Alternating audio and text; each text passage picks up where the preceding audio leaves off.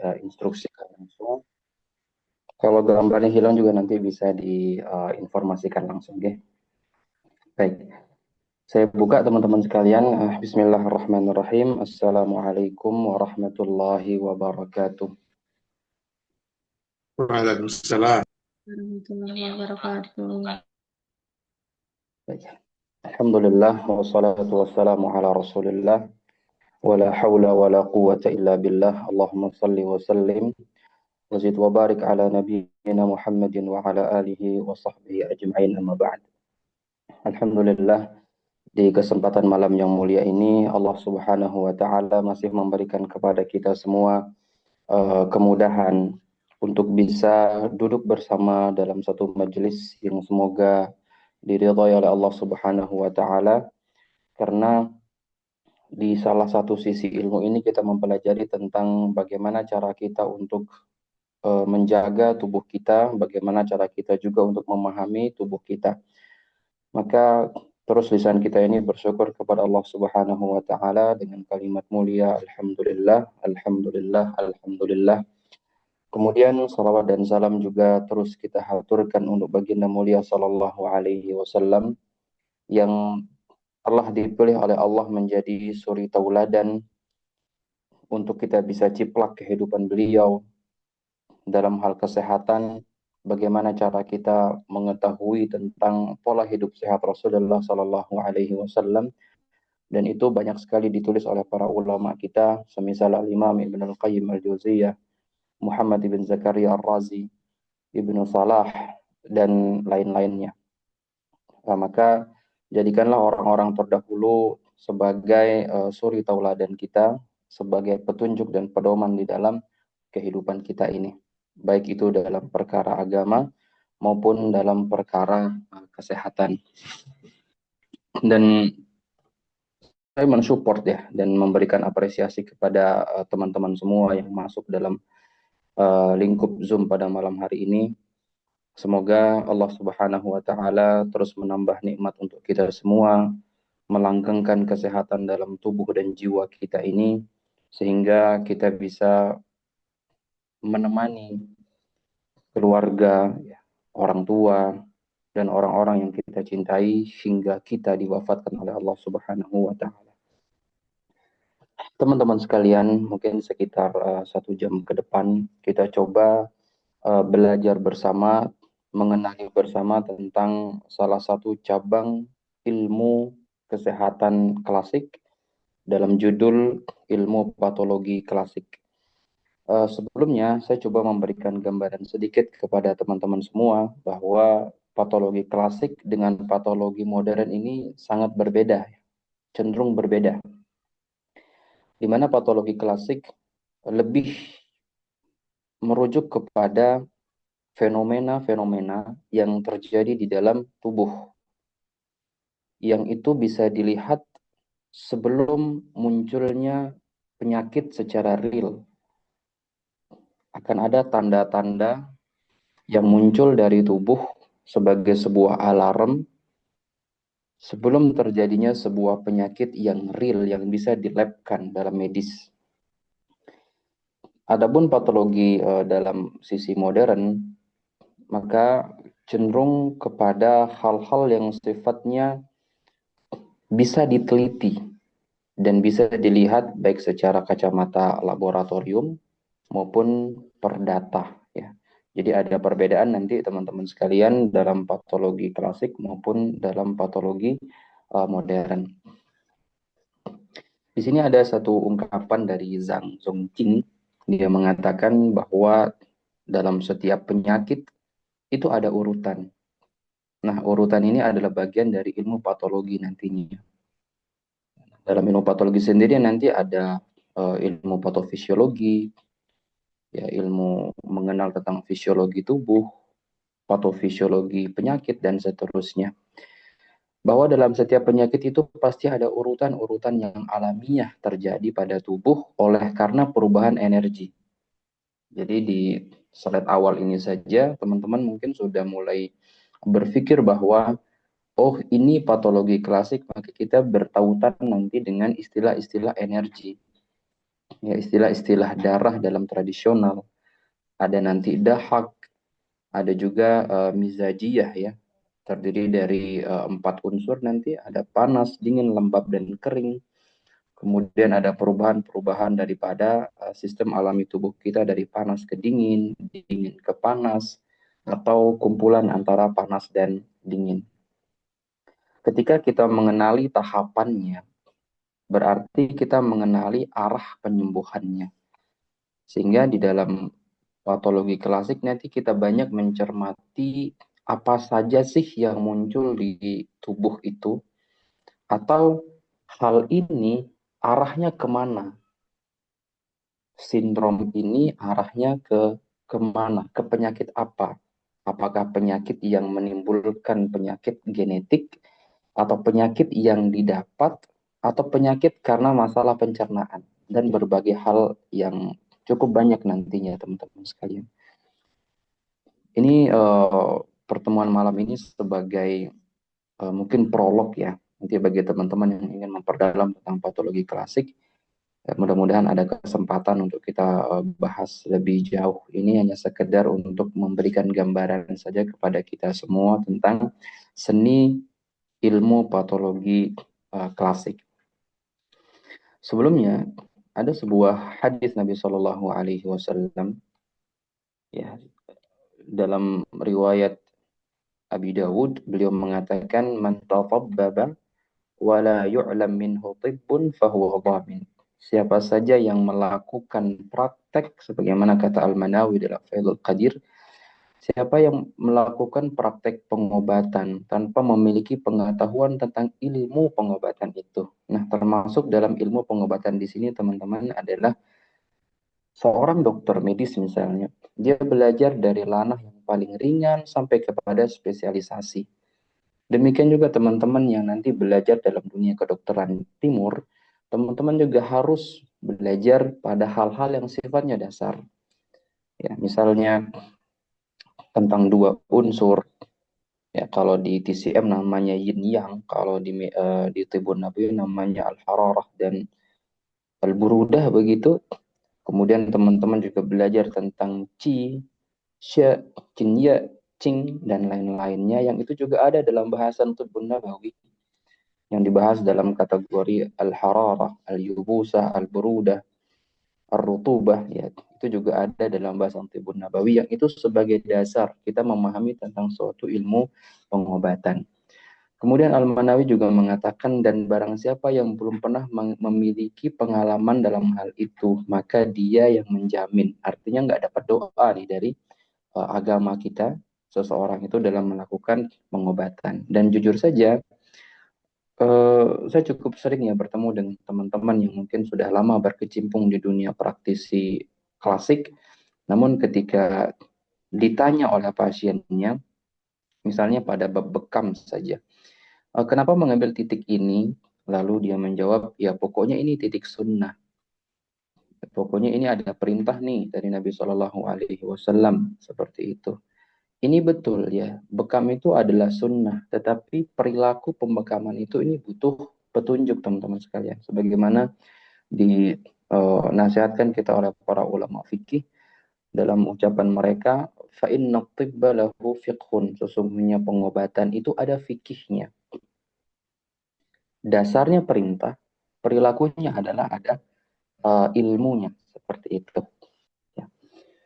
Kemudian Syekh Ibnu Baz rahimahullah dalam Syarah Bulughul Maram juga menjelaskan akan hadis tadi bahwa siapapun yang mengobati tanpa ilmu dan dia bukan ahli di bidang itu lalu menyebabkan kerusakan atau kematian, maka ia bertanggung jawab atas akibatnya itu. Nah, di sini ada uh, poin yang saya garis bawahi sebenarnya, lalu menyebabkan kerusakan atau kematian. Hal ini teman-teman sekalian pernah diucapkan dan dinasihatkan oleh Abu Hamid Al-Ghazali rahimahullah, Imam Al-Ghazali. Beliau mengatakan bahwa seandai kata para tabib tahu tentang pentingnya ilmu patofisiologi, tentang ilmu pengobatan, lalu mereka menggunakan satu teknik pengobatan untuk semua jenis penyakit, beliau mengatakan lamata ma'adhamuhum, maka yang sakit bahkan yang mati lebih banyak daripada yang sehat. Maka nanti perlu teman-teman memperdalam nih tentang ilmu patofisiologi, baik yang berfokus pada anak, yang berfokus pada dewasa muda, lansia, pasutri, ataupun nanti pada janin ya, ketika masa-masa kehamilan seorang ibu. Ada nanti fase-fase pembelajaran di sana, namun dasarnya nanti tetap sama, di mana kita melihat manusia itu secara utuh.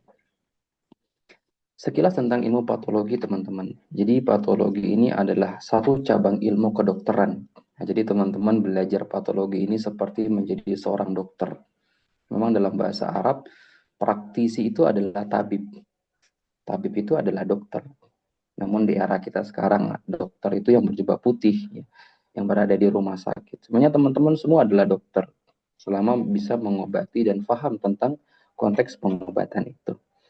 Dan ilmu ini penting teman-teman sekalian dalam mendiagnosa penyakit. Ya, jadi kita mengetahui penyakit itu apa, jenis penyakitnya apa, nyerangnya kemana, bagaimana pembelahan-pembelahan yang terjadi pada penyakit itu, dan seterusnya. Nah, patologi ini teman-teman biasanya memeriksa sampel darah. Ini dari sudut pandang medis ya. Kita akan meriksa darah, meriksa cairan mani, air liur. Ini biasanya pada kasus-kasus TBC ya, dan lain-lain ini. Cairan pleura pada kasus-kasus pneumonia, TBC, dan seterusnya. Cairan perikardium ini pada jantung, yang diambil dari jantung ya, kemudian cairan asites yang diambil dari perut dan hati, dan cairan serviks untuk melihat apa yang terjadi pada serviks seorang perempuan. Nah, lalu sampel-sampel ini nanti akan dinilai dan dilihat pada mikroskopik. Lalu nanti seorang patolog akan mencari jenis kelainan, dan setiap kelainan seluler yang kemudian didefinisikan serta dianalisa. Oh, ternyata ini kelainan hati, ini kemungkinan nanti ada kanker hati, dan seterusnya. Dan secara umum, patologi ini adalah ilmu yang mempelajari tentang penyakit, bagaimana kita menganalisa penyakit itu, bagaimana terjadinya penyakit itu, lalu bagaimana dia berkembang dan menyebar di dalam tubuh. Nanti dalam klasik kita akan masuk di patologi umum, ke patologi umumnya. Nah, di patologi umum ini mempelajari cara suatu penyakit dalam mempengaruhi dan menyebabkan kelainan pada fungsi serta struktur setiap bagian tubuh. Nah, jangan salah teman-teman, nanti ada penyakit-penyakit itu yang membuat organ itu membengkak. Ya. Kemudian secara patologi pun penyakit itu bisa datang dari sisi psikis, kemudian dari sisi fisik. Dan dari sisi psikis ini lebih banyak mencederai daripada fisik saja.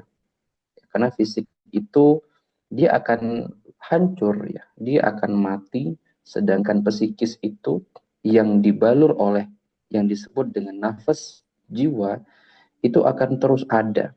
Dia immortal sifatnya, dia tidak mati. Ya, maka di dalam agama kita pun sebagaimana pesan dari Al-Imam Al-Ghazali rahimahullah, beliau membagi jiwa manusia itu menjadi 4 tahapan. Ya, tahapan yang paling atas itu namanya mutmainnah. Kemudian tahapan berikutnya itu namanya mulhamah, kemudian lawamah, kemudian ammarah. Nah, keempat sifat jiwa ini teman-teman sekalian dapat menyebabkan penyakit. Ini konteks yang dalam ilmu patologi nanti masuk dalam konteks jiwa dalam kesehatan klasik. Namun kita tidak bahas itu jauh. Saya coba mengenalkan beberapa poin saja nanti tentang patologi dalam kedokteran klasik. Ada beberapa hal yang menjadi dasar yang teman-teman dan kita semua perlu pelajari dalam patologi klasik itu adalah bagaimana cara kita membangun karakter berpikir kita tentang cabang patologi klasik ini, yang itu nanti dibangun di atas beberapa cabang ilmu.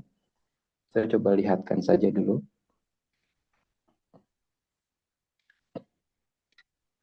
Ya, yang kemudian nanti disebut dengan ilmu diagnosa. Karena patologi ini ujung-ujungnya nanti bagaimana kita memahami sebuah karakter penyakit, lalu bagaimana kita mendiagnosanya. Dalam ilmu diagnosa yang itu dalam konteks klasik, maka kita akan belajar yang namanya hukum berpasangan. Ini nanti ada namanya yin yang kalau di TCM ya. Dan hukum berpasangan ini selalu ada, bahkan di dalam Al-Quran pun disebutkan bahwa segala sesuatu Allah ciptakan berpasang-pasangan. Ya. Kemudian nanti bagaimana kita memahami tentang perut sebagai dapur kehidupan kita, yang kita sebut dengan postnatal. Ya, energi kehidupan kita itu nanti ada pada perut. Ya, kalau orang-orang Ayurveda mengatakan dia sebagai solar plexus, ya, jadi energi kehidupan kita. Ada satu ungkapan yang dinukil oleh Al-Harith bin Kildah Tsaqafi, seorang dokter yang kala itu berpraktek di Madinah. Beliau mengatakan tentang perut ini, bahwa uh, induk dari segala obat itu ada di perut. Ra'su ad-dawa itu ada di perut. Demikian juga ra'su ad-da itu ada di perut juga. Induknya penyakit itu nanti ada di perut. Sehingga kebanyakan teknik terapi itu tidak bisa berdiri sendiri, teman-teman. Dia harus juga difokuskan pada perut. Bagaimana nih kondisi perut seseorang itu. Sehingga tubuh itu benar-benar nanti bisa kembali ke titik balance-nya. Dalam konsep timur, tubuh yang sakit itu pasti dia keluar daripada balance-nya, daripada titik keseimbangannya. Coba kita lihat ungkapan dari ulama klasik. Mohon maaf ini saya bolak-balik jadinya teman-teman ya. Ya, maaf agak sedikit ngeheng ya. Baik. Karena konsep dasar penyakit itu teman-teman sekalian itu adalah keluarnya atau penyimpangan keseimbangan di dalam tubuh. Ini disebutkan oleh Al-Imam Ibn Al-Qayyim dalam Zadul Ma'ad. Beliau mengatakan al-maradu la yaqa'u baghtah. Penyakit itu tidak datang tiba-tiba. Wa inna ma yatadarraju fil badani syai'an fa syai'an bihasabi inhirafil mizaj. Tetapi dia bertahap dalam tubuh sesuai dengan derajat penyimpangan keseimbangan tubuh itu sendiri. Contoh misalnya seseorang dalam hal makanan saja yang mudah ya. Seorang lebih sering makan yang sifatnya panas. Minum madu setiap hari. Madu kata Al-Imam Ibn Al-Qayyim sifatnya panas lembab. Ketika setiap hari minum madu, maka tubuh itu akan menjadi panas, sehingga dia tidak seimbang lagi antara panas dan dingin, asam dan basa. Maka penyakitnya akan muncul yang sifatnya panas. Contoh misalnya, pusing, pusing tipe panas, hipertensi tipe panas, ya, kemudian juga nanti ada stroke tipe panas dan seterusnya. Demikian juga kalau seseorang sering mengkonsumsi yang dingin-dingin, maka tubuhnya akan cenderung dingin. Dia akan keluar dari keseimbangan dan dingin juga. Ini juga senada dengan yang dinasihatkan oleh Ibnu Sina dalam Al-Qanun fi Tibb. Beliau mengatakan innal maradha la yatakawwanu fi sa'ah. Penyakit itu tidak akan mungkin timbul dalam satu waktu. Jelek sakit tidak. Kecuali misalnya teman-teman habis naik motor dari titik A ke titik B, kemudian demam, ini wajar. Karena ada penyebab yang baru saja terjadi. Ya, tetapi yang tubuh tiba-tiba sakit, ini biasanya sudah terjadi dalam waktu lama. Ya, sebagaimana beliau mengatakan di sini, walakin min tarakumil akhlaqir radi'ah. Karena adanya perkumpulan-perkumpulan esensi-esensi yang buruk yang masuk ke dalam organ cerna atau yang mencederai tubuh.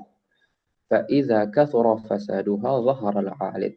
Kalau akumulasi daripada kotoran-kotoran yang ada di dalam tubuh itu banyak dan tubuh tidak mampu menetralisirnya, maka muncullah yang namanya gejala.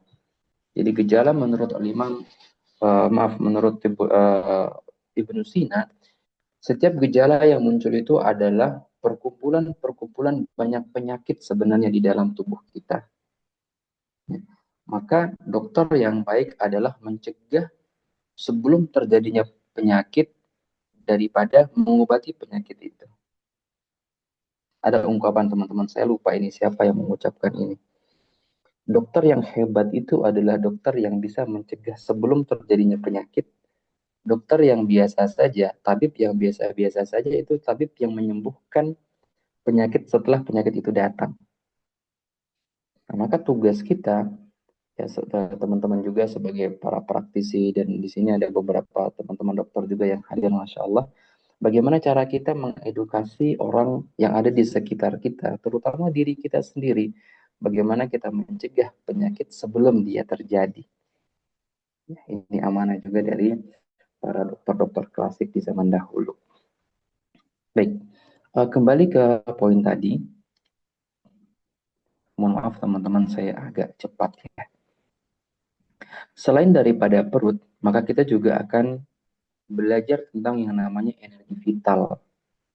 Energi vital itu adalah energi yang kita bisa hidup dari itu.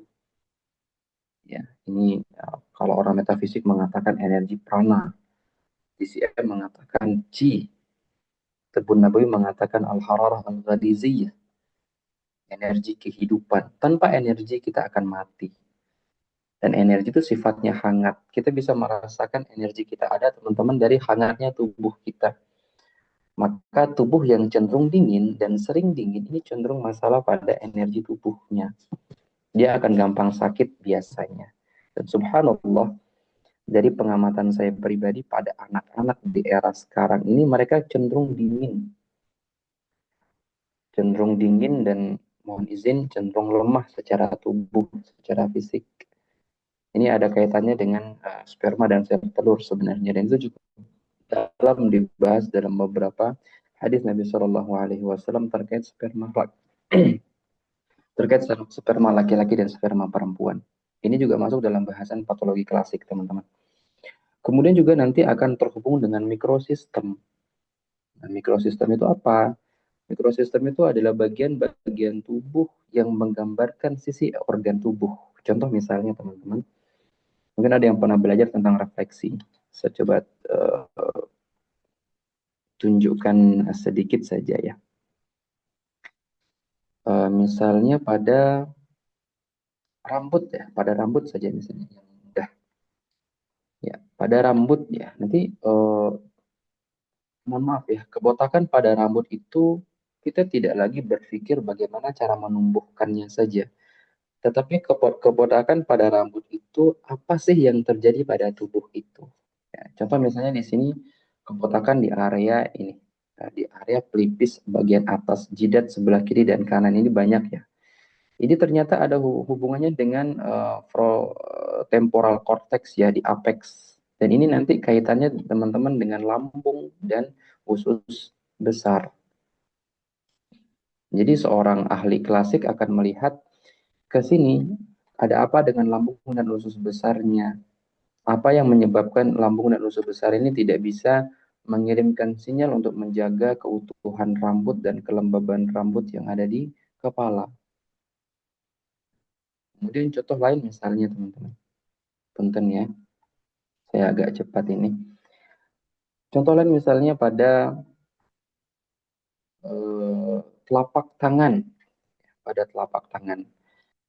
Nanti teman-teman akan merasakan nyeri misalnya di area ini. Di area ruas antara jari tengah, jari manis dan jari tengah. Ternyata di sini ada hubungannya dengan bagian yang kita sebut dengan sigmoid dan anus, bagian pencernaan di sini. Selain itu, ini juga terhubung dengan area jantung. Jadi, nyeri di area ini secara klasik berhubungan dengan usus besar dan atau jantung. Ada apa nih dengan usus besar dan jantungnya? Bahkan di sini ada yang saya temukan hari ini itu agak hitam tadi siang. Ini agak-agak hitam. Dan nanti secara diagnosa lidah pun nanti akan kelihatan ada apa dengan area jantungnya. Ini cara kita melihat sisi patologi penyakit dari sisi klasik. Demikian juga nanti pada gigi, di mana gigi ini terhubung dengan seluruh organ tubuh kita, kemudian mata juga berhubungan dengan seluruh organ tubuh kita, leher juga demikian.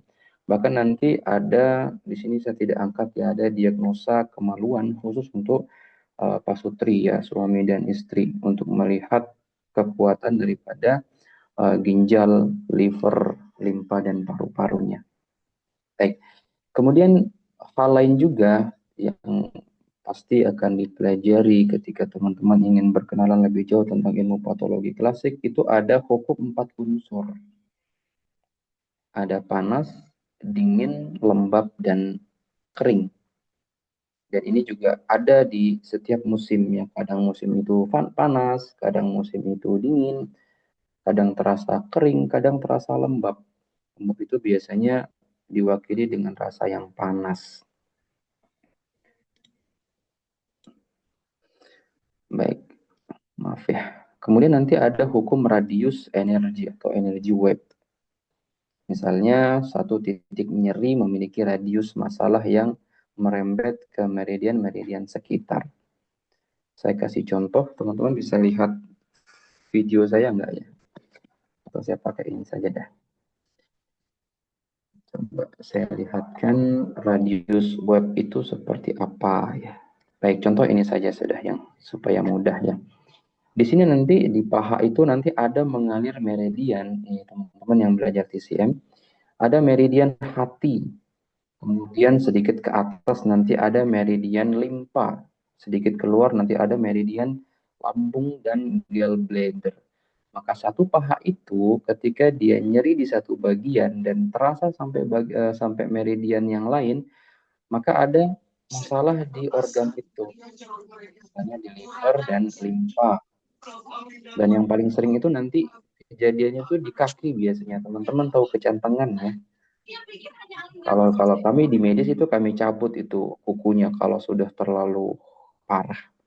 Secara klasik itu ada hubungannya dengan liver menindas limpa. Jadi ada disharmoni antara hati dan limpa. Sehingga masalahnya nanti di ujung kaki. Nanti ada cara membacanya teman-teman. Kalau ujung kakinya ini sering ke apa namanya cantengan, itu ada hubungannya dengan pola pikir dan pola makan. Biasanya orang-orang yang sering makan sesuatu yang sifatnya gurih dan lembab panas. Baik, kita kembali ke slide yang patologi ya. Ini sekilas tentang dasar dari ilmu patologi klasik. Baik.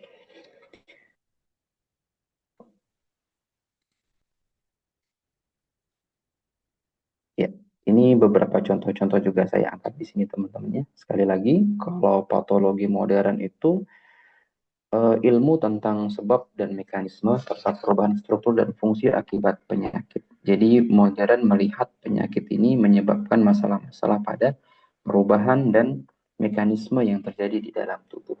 Poin ini sebenarnya mirip dengan klasik juga. Adapun klasik ini mereka lebih cenderung kepada kerusakan dan ketidakseimbangan daripada unsur di dalam tubuh. Sebagaimana tadi saya gambarkan, seseorang yang berpola makan pedas, maka tubuhnya menjadi panas. Seseorang yang berpola makan dingin, kebanyakan sayur dan buah, maka tubuhnya akan dingin. Contoh misalnya, tubuh yang dingin itu akan mencederai jantung dan ginjal. Karena secara klasik, jantung sifatnya panas, ginjal sifatnya juga panas. Ada panas, ada dingin ya, antara kanan dan kiri.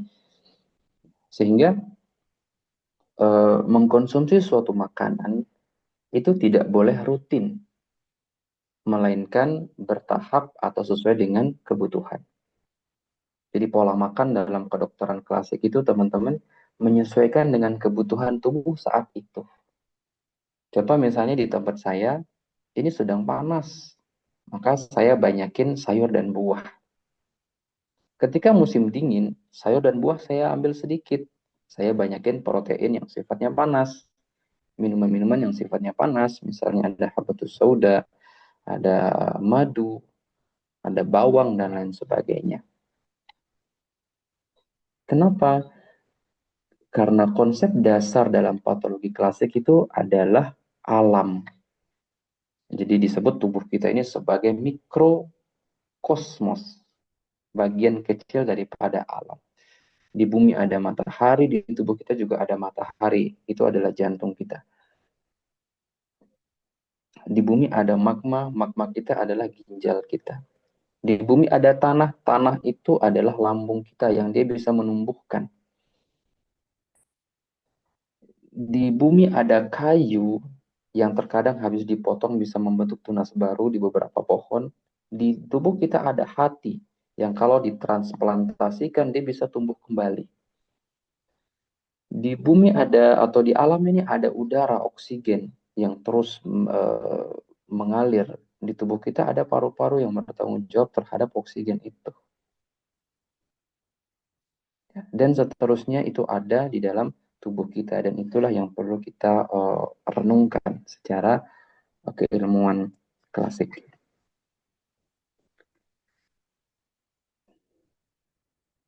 Baik, sebentar teman-teman.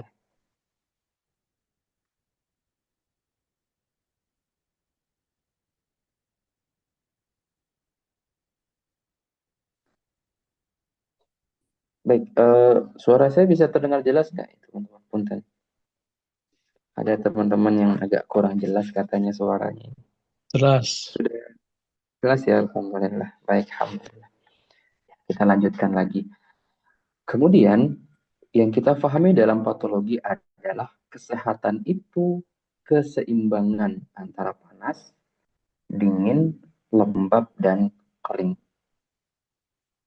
Sedangkan penyakit itu adalah ketidakseimbangan dari unsur-unsur yang disebutkan tadi.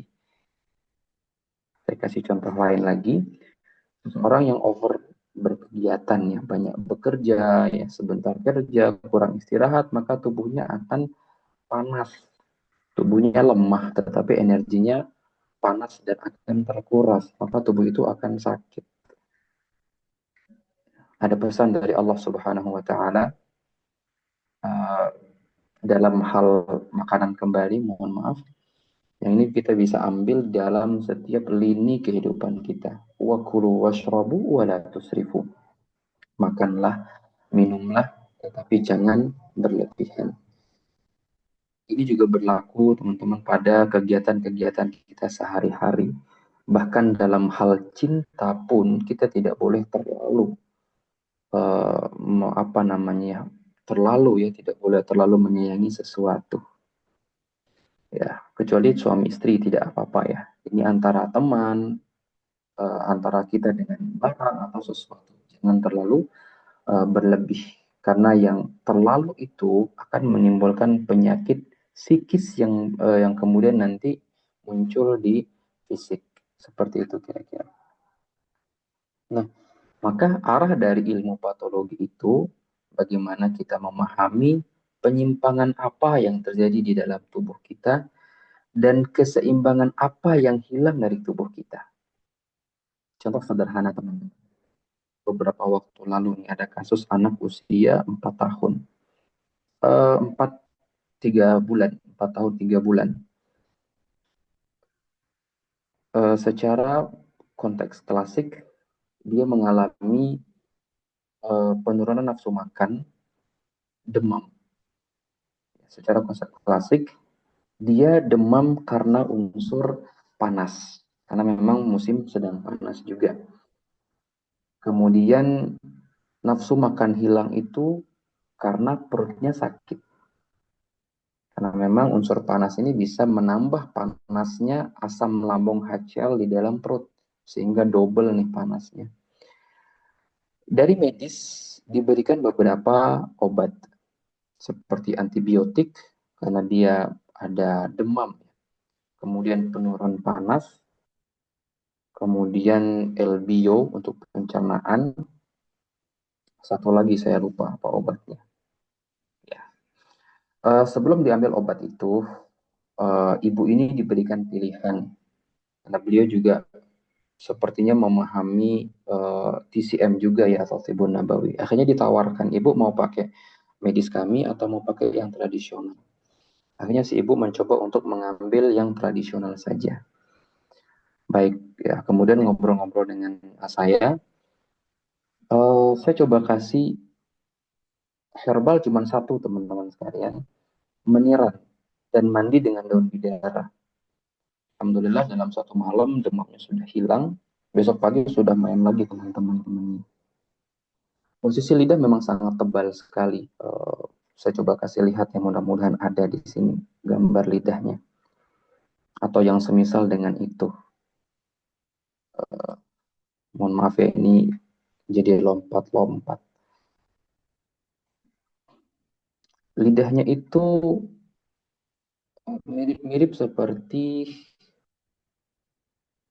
di sini tidak ada ya. Ya mungkin seperti inilah kurang lebih teman-teman. Cuman dia pucat putih sampai depan ini hampir hampir masuk ke area jantung. Biasanya kalau sudah putih sampai masuk ke area jantung dia akan nafasnya agak sulit. Biasanya akan masalah di radang tenggorokan juga amandel dan lain-lain. Nah ini kita kikis teman-teman sekalian dengan herbal yang sifatnya dingin kering. Sehingga nanti teman-teman yang mempelajari herbal nabawi di sini misalnya saya ada satu kitab, ini kitab Al-Tibbun Nabawi karya Imam Ibn Al-Qayyim. Di sini beliau banyak menulis tentang herbal-herbal, baik itu di Indonesia maupun di Saudi waktu itu. Di sini disebutkan bahwa sifat-sifat daripada herbal itu efek pada tubuh, baik itu diminum oleh orang yang sehat ataupun yang diminum oleh orang yang sakit. Maka tidak boleh kita mengkonsumsi sesuatu tanpa ada indikasi dan kontraindikasi. Ini sekilas saja teman-teman tentang uh, intervensi daripada maaf, intervensi daripada ilmu patologi klasik itu. Baik, kita lanjut di sini. Ya. Secara patologi dalam ilmu klasik, sekali lagi, penyakit itu bisa muncul dari sisi rohani dan sisi badaniyah. Ya, rohaniyah dan sisi badaniyah. Kita tidak boleh ya dalam klasik khususnya karena bahasan kita klasik, kita tidak boleh melihat hanya dari yang lahiriah saja. Karena kebanyakan penyakit itu datang dari batiniah, dari hati, dari jiwa, dari perasaan. Maka olahlah perasaanmu, olahlah pikiranmu, maka tubuhmu akan berjalan dalam keadaan yang sehat dan seimbang. Ada ucapan dari Dostoyevsky, seorang filsuf dan penulis dari kalangan barat, bahkan seseorang tidak mengetahui tentang kehidupan ini. Ketika ia terlalu memikirkan tentang kehidupan ini, maka ia akan tenggelam. Artinya terlalu berat untuk memikirkan tentang kehidupan itu. Banyak hal yang harus kita pikirkan dan pikiran itu akan melemahkan satu organ teman-teman namanya limpa. Pikiran yang terlalu over, semuanya dipikirkan, itu nanti limpanya akan cedera. Tanda orang banyak mikir itu biasanya ketombean. Ada yang punya ketombe nggak? Saya yakin ada yang ketombean juga ya. Jadi ketombe itu sebenarnya adalah manifestasi daripada kepala kita ini kebanyakan sampah, banyak mikir. Kalau kecil-kecil kita pikirin ketombenya kecil-kecil teman-teman. Kalau yang kita pikirin sesuatu yang sifatnya besar-besar, maka ketombenya itu besar-besar. Mikir itu bagus, tetapi kepikiran itu akan menjadi masalah. Ya, jadi stage awal itu mikir, kemudian kepikiran, kemudian mendam. Nah, mendam ini biasanya sudah terjadi gangguan tidur nantinya. Jadi harus teman-teman harus hati-hati. Baik, ini dari psikologi ya, dari psikologi. Adapun fisik, fisik itu cukup mudah kita memperbaikinya, teman-teman. Kecuali kasus yang sifatnya dadakan jatuh, tertabrak, patah, itu fisik yang harus segera diperbaiki. Tetapi penyakit fisik yang dari jiwa itu tidak cukup dengan fisik saja. Contoh misalnya penyakit diabetes.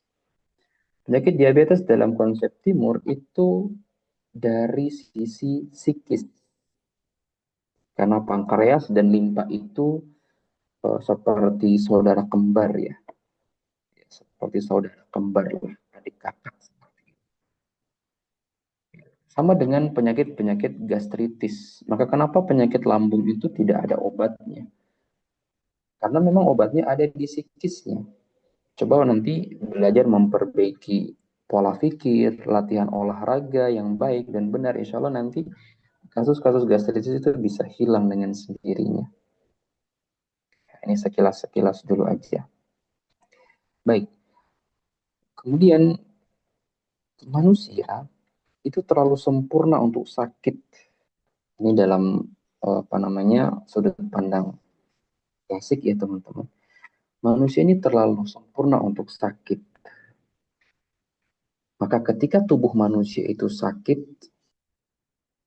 maka ada sesuatu yang terjadi di dalam tubuh itu. Yang disoroti di sini nanti ada hati, ini sebagai komandonya jiwa, sebagaimana ungkapan dari uh, Al-Ghazali. Nah, ini berhubungan dengan jiwa-jiwa kita. Ya, dan jiwa-jiwa kita itu teman-teman cenderung buruk arahnya, nafsu dalam bahasa Indonesia. Dan Allah mengatakan inna nafsa la ammaratum bisu. Nafsu kita itu cenderung ke arah yang buruk. Jarang nafsu yang arahnya ke baik. Oleh karena itulah bagaimana cara kita mengontrol nafsu itu. Al-Imam Ibn Al-Qayyim dan beberapa ulama lainnya menyambungkan makanan dengan nafsu kita. Jadi kalau makanan-makanan kita buruk, maka pola nafsu kita juga akan buruk. Karena makanan-makanan kita ini memberikan peran terhadap buruknya nafsu kita. Oleh sebab itu Allah mengatakan wa kulu mimma fil ardi halalan thayyibah, dan makanlah oleh kalian makanan-makanan yang halal dan thayyib, baik dan halal. Dan ditegaskan lagi oleh Allah Subhanahu wa taala, falyanzuril insanu ila ta'ami. Pilih, lihat, pastikan makanan-makanan yang kalian makan itu bagus untuk tubuh-tubuh kalian. Ini karena ini berpengaruh dalam hati juga nanti, tentang hati kita, perasaan kita, dan seterusnya. Kemudian manusia juga ini dari sisi roh ya, dari sisi roh. Jadi hati ini mengomandoi jiwa kita, psikis kita. Jadi psikis itu nanti rumahnya ada di hati. Sumber-sumbernya itu ada di hati. Jadi masalah-masalah pada psikologi, halusinasi, ilusi, delusi, kemudian nanti ada di keperawatan itu namanya PK, perilaku kekerasan, RBD, dan seterusnya itu nanti arahnya ke hati, teman-teman sekalian. Ke hati secara jiwa. Kemudian nanti ada bagian fisik. Bagian fisik itu nanti ada organ dalam yang itu kuncinya ada di perut.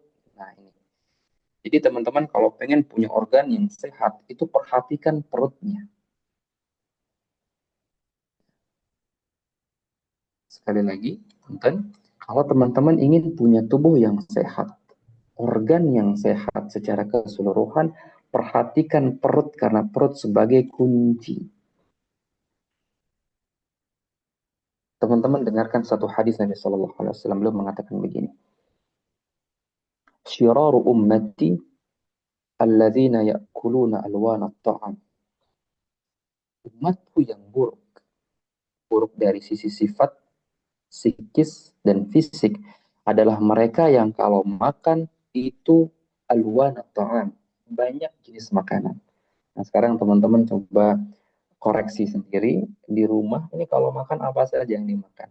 Satu jeniskah, dua jeniskah, atau semuanya dimakan? Hati-hati ini, banyak makan ini bisa menyebabkan banyak penyakit teman-teman sekalian. Ya. Kemudian perut ini diwakili oleh yang namanya limpa dan lambung. perut kita itu diwakili oleh limpa dan lambung. Dan limpa dan lambung ini adalah dua organ yang paling sering dicederai oleh manusia. Contoh misalnya menggabungkan dua makanan dalam satu kali makan. Habis makan panas, cari air es. Ini rusak nanti lambungnya, teman-teman. Mohon izin, saya sebutkan contoh saja. Ini kebanyakan kita juga menyaksikan itu. Pergi ke warung bakso, beli bakso, minumnya es teh. Enak di lidah, tapi ini merusak sangat di area organ. Kemudian makan satu jenis makanan, setelah itu makan cemilan lagi, ini juga merusak, teman-teman sekalian. Al-Harith Ibn Kildah mengatakan salah satu penyakit lambung yang sulit disembuhkan dan organ-organ yang rusak itu karena kebiasaan idkhalut ta'ami ala ta'ami qabla al-inhidam, memasukkan makanan dengan makanan yang baru sebelum makanan yang tadi dicerna. Jadinya makan, makan, makan, dan makan. Ya. Jadi dari jadi organ-organ dalam kita itu kalau mau sehat cuman satu kuncinya, perut yang diwakili oleh limpa dan lambung. Kemudian anggota gerak kita, sendi-sendi kita yang jumlahnya sekitar 360 sampai 365, itu kuncinya ada di tulang belakang. Ya. Saya ulangi lagi, anggota gerak kita dari atas kepala sampai ruas jari kaki, itu kuncinya kekuatannya ada di tulang belakang. Dan tulang belakang ini kuncinya juga ada di perut tadi, di lambung tadi. Maka kalau lambungnya bermasalah, pasti tulang belakangnya bermasalah. Coba teman-teman renungkan ucapan Nabi kita Shallallahu Alaihi Wasallam tentang makan. Lagi-lagi tentang makan.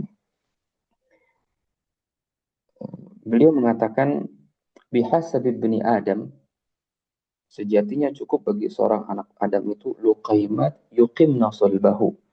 Makanan-makanan yang menegakkan tulang sulbi. Jadi tujuan makan itu bukan sekedar kenyang, tetapi bagaimana tulang belakang itu bisa sehat. Dari tulang belakang nanti akan menyebar ke sisi-sisi ruas tubuh kita. Ada jari jemari, ya, kemudian ada lengan, dan seterusnya juga. Dan di tulang belakang itu mengalir syaraf di sana. Teman-teman yang pernah belajar ilmu syaraf mungkin ya di sini ada otak, kemudian turun ke vertebra, sistem saraf pusat, kemudian ke sistem saraf tepi yang menyebar ke seluruh tubuh. Itu lewatnya tulang belakang. Maka kalau tulang belakangnya bermasalah, syaraf juga akan ikut terganggu. Kuncinya tadi ada di mana? Ada di perut kita. Maka jagalah hati, jagalah perut, dan jangan lupa bergerak. Karena manusia tidak diciptakan untuk diam. Baik, kita lanjut ke slide berikutnya.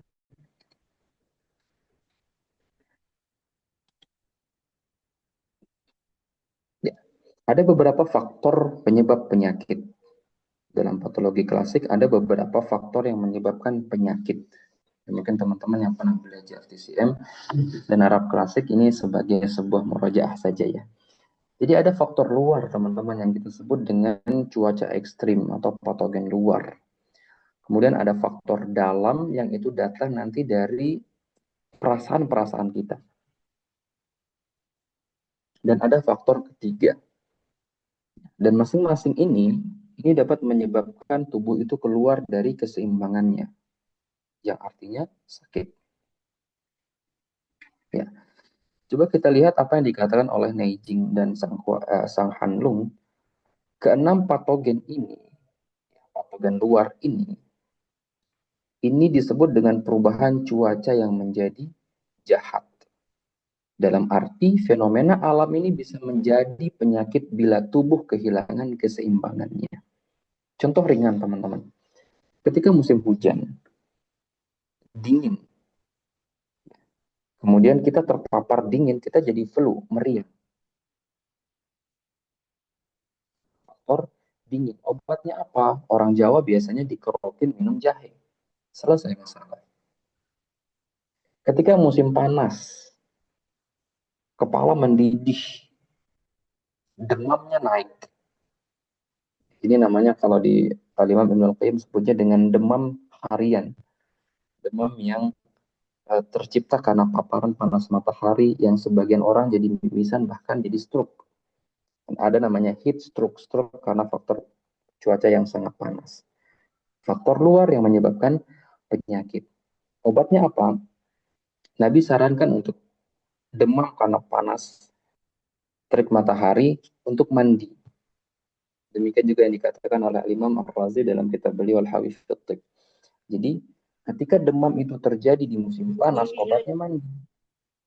Tetapi demam yang disebabkan karena bakteri, apalagi sudah terdiagnosa oleh medis ini bakteri nih, jadi jangan mandi dulu.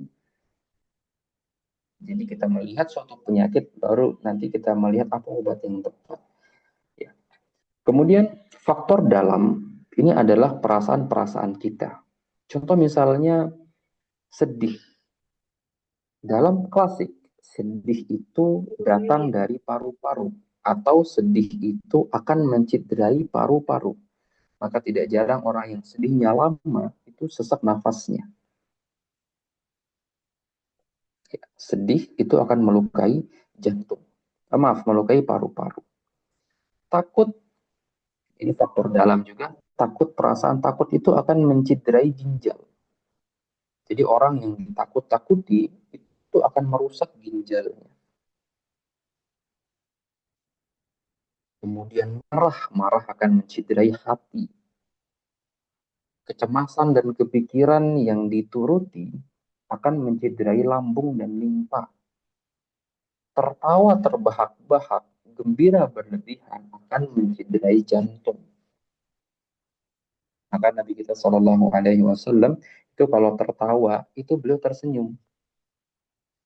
Jadi obat jantung itu senyum, obat paru-paru itu jangan sedih, obat bagi limpa lambung itu freshkan pikiran kita, heninglah sejenak, me time. Kemudian obat bagi ginjal itu adalah support keberanian dan jangan ditakut-takuti. Obat bagi hati adalah jangan marah. Adapun faktor ketiga ini biasanya yang disoroti oleh klasik itu pola hidup yang salah, pola tidur yang tidak tepat, pola makannya tidak tepat, bahkan pola berteman yang toksik, mohon maaf. Nah, tubuh kita teman-teman sekalian itu dikungkung dia atau dilindungi oleh energi yang disebut dengan chi antipatogen. Kalau orang metafisika bilangnya aura. Jadi aura kita itu sudah ada nih di luar tubuh kita itu yang melindungi tubuh kita dari paparan patogen dari luar. Nah, aura itu teman-teman muncul dari yang namanya qing dan qi. Energi dan darah, energi dan esensi sebenarnya. Tetapi saya coba kasih gambaran yang mudah saja. Selama darah kita cukup, darah kita bagus, energi kita bagus, maka kita sulit sakit. Para sahabat dahulu teman-teman sekalian, mereka terkadang berharap kena demam. Orang-orang sekarang gampang sekali kena demam. Kenapa para sahabat dan orang-orang terdahulu itu ingin kena demam? Karena mereka jarang sakit, dan demam itu seperti bingkisan kado yang luar biasa bagi mereka. Itu dikisahkan dalam Al-Tibbun Nabawi oleh Imam Ibn Al-Qayyim rahimahullah. Baik, ini ada beberapa contoh ya teman-teman ya. Ini dari faktor luar ya. Ini ada angin, dingin, panas, lembab, kering, dan api. Semua ini ada di alam kita yang terbawa oleh angin. Jadi angin ini biang kerok teman-teman sekalian. Ya. Angin ketika musim dingin, anginnya menjadi dingin. Ketika musim panas, anginnya menjadi panas. Ketika perpindahan antara panas ke dingin atau dingin ke musim panas itu anginnya terasa lembab. Ini biasanya bikin kepala berat. Ya, kemudian sering membuat lesu, nyeri sendi dan gangguan pencernaan. Berat kepala ini biasanya ada faktor kelembaban. Kemudian ketika musim panas banget ya, kemarau panjang itu nanti akan terjadi yang namanya angin kering. Ini biasanya akan menyerang cairan tubuh. Tandanya apa? Kulitnya kering, batuknya kering, tenggorokan serak. Ya, dalam Tibbun Nabawi nanti mengobati ini dengan uh, zaitun, atau batuk-batuk kering ini juga biasanya diberikan labu kuning, aduba dalam bahasa klasik.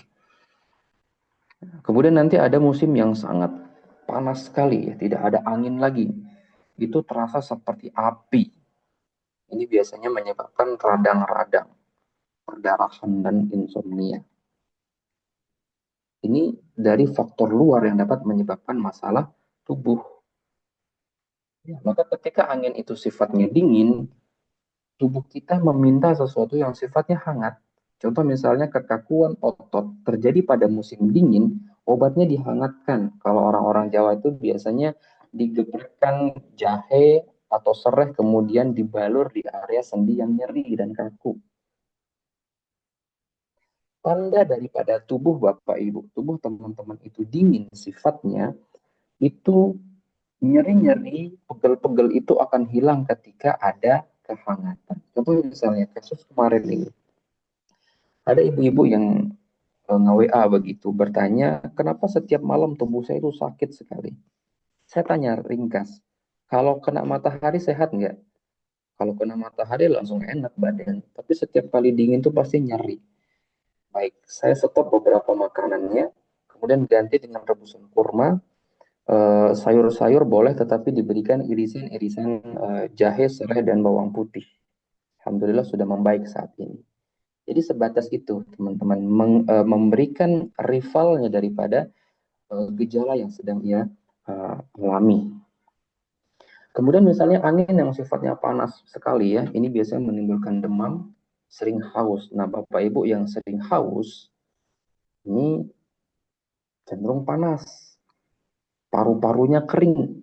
Ini biasanya terjadi pada orang-orang yang mohon maaf diabetes ya, yang kita sebut dengan polidipsi, karena panas itu mengeringkan cairan dan mengeringkan paru-paru sehingga tubuh minta didinginkan dengan air dingin. Tetapi ketika paru-parunya lemah, ginjal juga ikut lemah sehingga terjadi kencing terus, poli uri. Paru-paru yang lemah, berhubung paru-paru itu ada hubungan batin dengan limpa, ini filosofi klasik, maka limpa itu cenderung sering minta makan. Terjadilah yang namanya polifagi. Ini ilmu patologi dalam diabetes sisi klasik. Jadi kisahnya kira-kira seperti itu. Karena faktor angin panas. Ini bisa datang dari jiwa, juga bisa datang dari luar, seperti makanan-makanan yang sifatnya panas dan kering. Baik, ini sekilas saja teman-teman tentang faktor luar yang dapat menyebabkan masalah pada tubuh kita. Kemudian berikutnya ada faktor dalam. Nah, faktor dalam ini adalah yang dikenal dengan 7 emosi. Cicing. Sebentar ini ada yang membantu melukis-lukis ini di slide ya. Jadi ada faktor dalam juga yang dapat menyebabkan penyakit yang terkadang tidak disadari.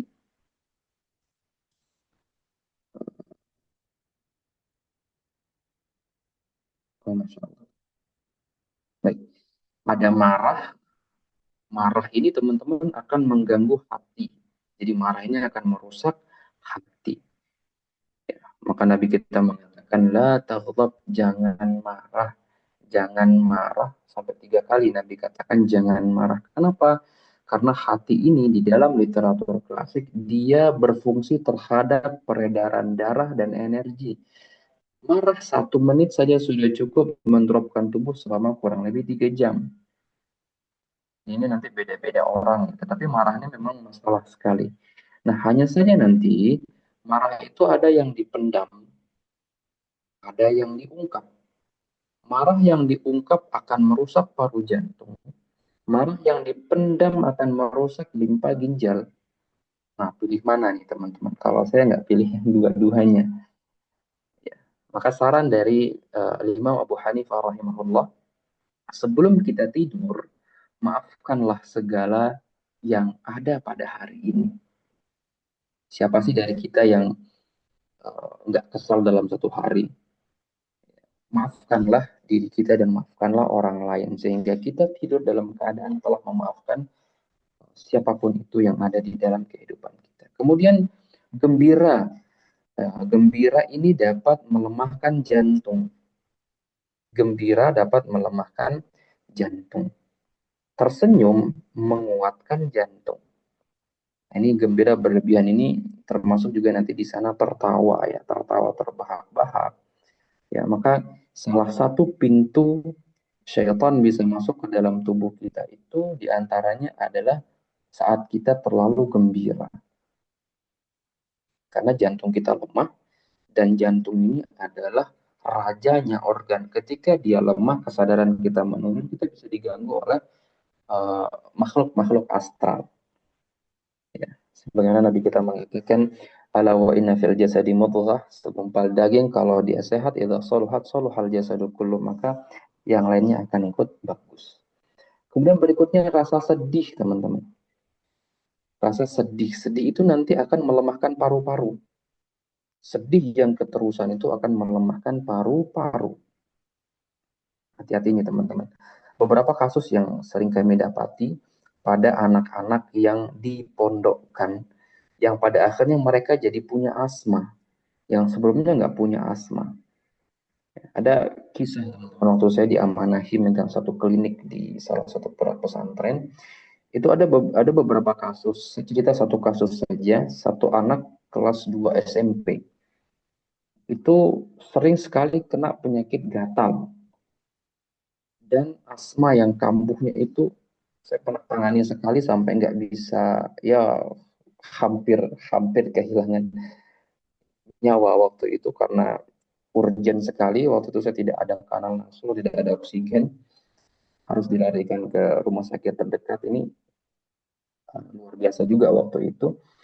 Saya coba dalami, teman-teman, kita sudah berikan Ventolin dan lain-lain untuk masalah parunya. Ternyata setelah dikaji dari klasik, dia ini mengalami kesedihan yang dipendam sehingga ginjalnya melemah, tulang belakangnya melemah karena dia membungkuk, sebelumnya tegap. Dia akhirnya membungkuk, paru-parunya menyempit sehingga nafasnya menjadi terogah-ogah. Obatnya waktu itu saya sarankan kepada ibunya, ibu kalau bisa sering ditelepon dan kalau ada waktu sering dijenguk aja. 1 bulan berjalan, anak itu nggak pernah sakit lagi. Maka saya ambil kesimpulan dia berpenyakitan karena sedih. Sepertinya anak tunggal sih, kalau tidak salah ingat. Jadi sedih ini teman-teman melemahkan paru-paru. Cemas, cemas ini akan menemankan paru-paru dan ginjal. Sehingga orang yang cemas itu kita tidak boleh ketawai, tidak boleh juga kita marahi. Tetapi ditenangkan, dipeluk, dielus kepalanya. Ya, anak-anak yang cemas itu jangan ditakut-takuti. Terkadang ada anak yang cemas, ya mohon maaf ya, ada anak-anak yang cemas terhadap sesuatu yang dia takuti, malah ditakut-takuti sama orang tuanya. Ya sudah, nanti paru limpa ginjalnya akan kena tuh.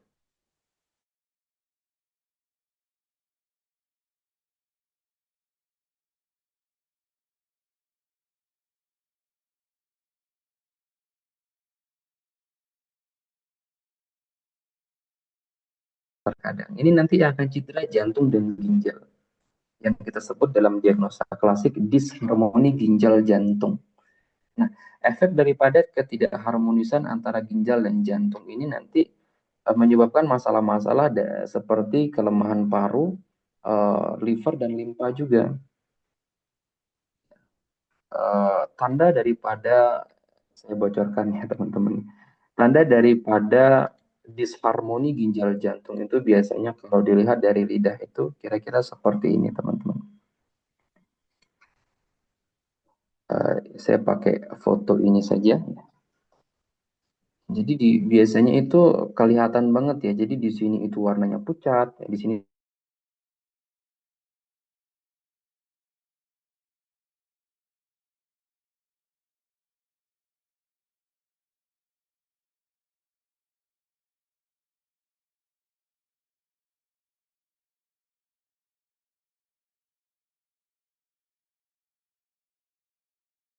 menenangkan anak-anaknya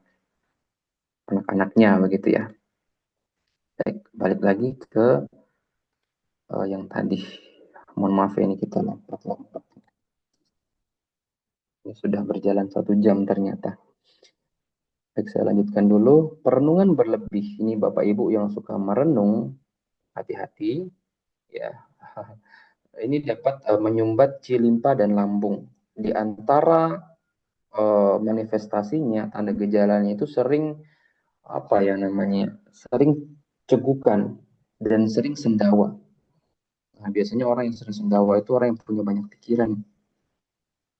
Dirilis teman-teman ya, dirilisnya dengan cara bisa apa namanya? Terapi sisir, dikerok kepalanya ya, dari sini ke bawah, dari tengah ke bawah ya. Kemudian peregangan terutama di bagian otot dan paha. Karena nanti paha mewakili jantung hati, kemudian betis ini mewakili pompaan jantung. Baik, kemudian ini dari ini agak delay ini. Gaya hidup ini dari faktor penyebab penyakit yang ketiga. Ini dari faktor gaya hidup yang tidak seimbang. Bu Wajin. Ini ya dari pola tidur tidak teratur, misalnya tidur terlalu larut, kurang istirahat. Ini dampaknya dapat melemahkan energi tubuh kita. Pola makan yang buruk, obat kimia, ini saya notice ya teman-teman ya, terkadang teman-teman sakit apa gitu beli obat sendiri ya. Kalau bisa nanti tetap konsultasi ke dokter yang ada ya untuk memastikan obat itu tepat atau tidak. Saya beberapa kali menemukan orang yang tiba-tiba beli obat supaya bisa tidur misalnya. Terkadang itu bisa membahayakan mereka. Ya. Cedera fisik, ya. Ini dari trauma dan operasi misalnya dapat menyumbat aliran darah dan energi kita. Lingkungan, nah ini penting nih teman-teman. Lingkungan seperti polusi, ini bagi teman-teman yang suka apa namanya bakar-bakar sampah ya, buang sampah sembarangan, hati-hati. Ini dinotis sekali oleh Ibnu Sina teman-teman sekalian tentang polusi ini.